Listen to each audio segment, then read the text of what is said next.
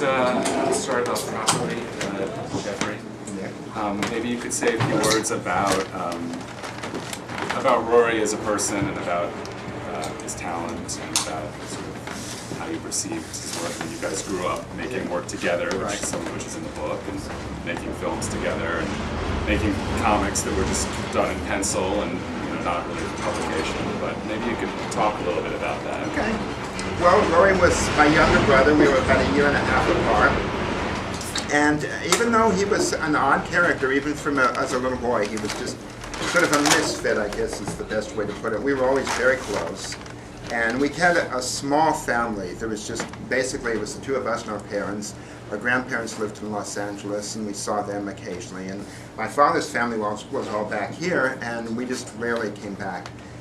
So I never met my paternal grandparents. And so we had a very small family, and that sort of, I think it kept us close together and bonded us in a way.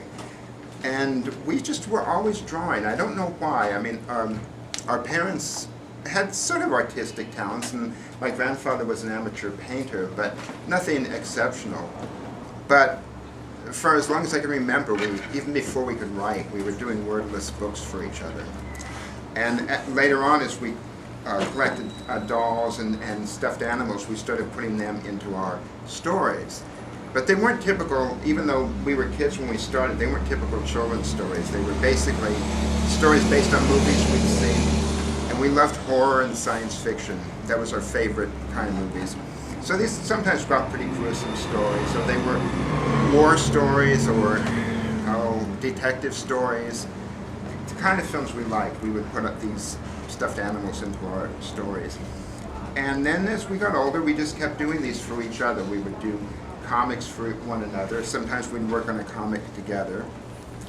Often Rory had a project of a magazine he did called The Dolls Weekly.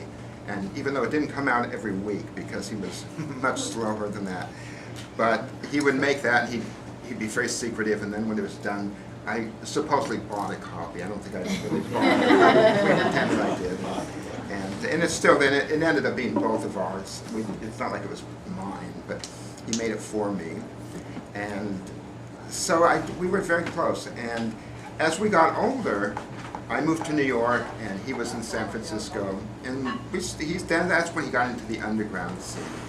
So we sort of had different lives. Our lives went into different directions, but we still corresponded, and we would send every time I would write him a letter, I'd always put some comics or draw some of our characters or movie posters. We would make a lot of sort of faux movie posters. Sometimes we would never do the story, but it would just be the poster of this, whatever this movie was. So I would do him a movie poster, and he would write back and do me a movie poster.